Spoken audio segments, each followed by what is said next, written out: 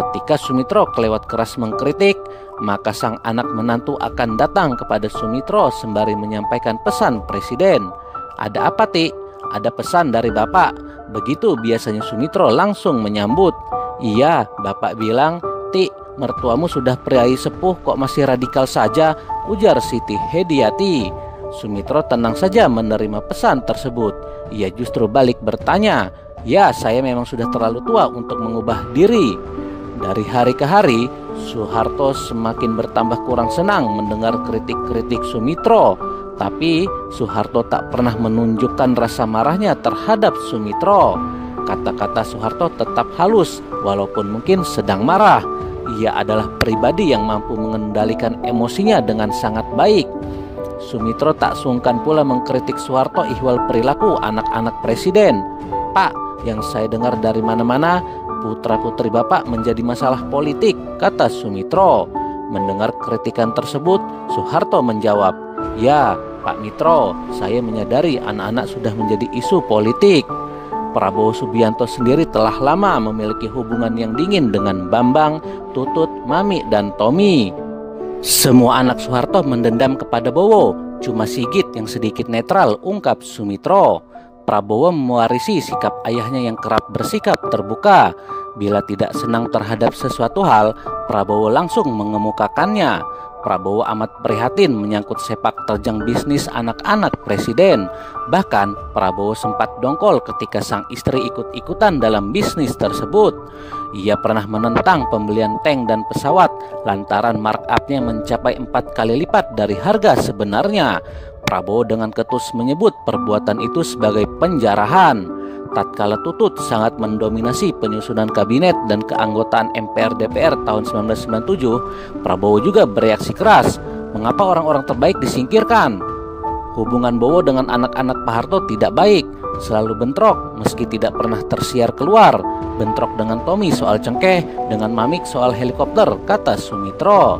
Setiap kali berselisih paham dengan Prabowo, anak-anak Soeharto biasanya segera mengadu kepada ayahanda tercinta Soeharto.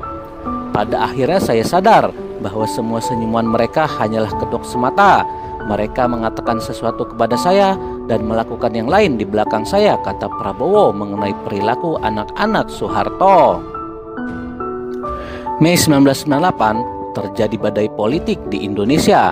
Ribuan mahasiswa berdemonstrasi menuntut Presiden Soeharto mundur.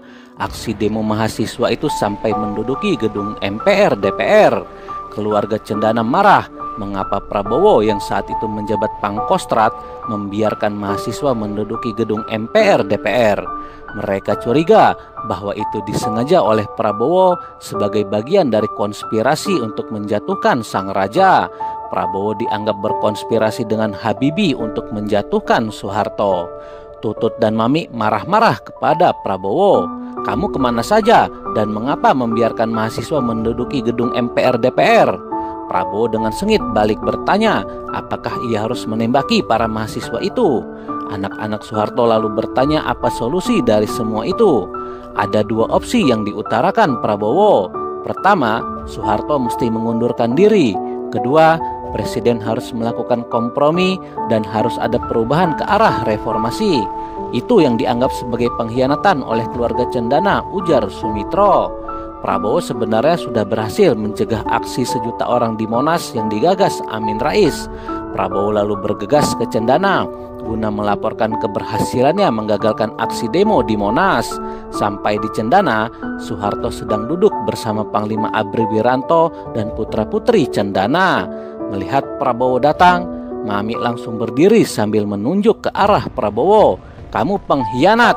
Jangan injakkan kakimu di rumah saya lagi," bentak Mami. Prabowo melihat sang istri menangis. Namun apa daya, ia harus keluar dari Cendana. Prabowo sakit hati dituding sebagai pengkhianat. Sejak itu, Soeharto enggan bertemu dengan menantunya itu.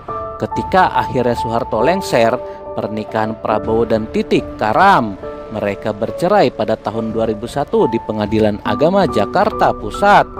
Menurut Farid Prawiranegara, Karib Prabowo, sahabatnya itu memilih mengakhiri pernikahannya karena tekanan politik.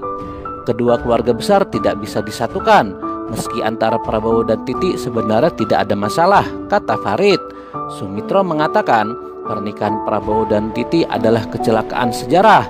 Namun, ia tidak pernah menyesali sang anak menikahi putri presiden.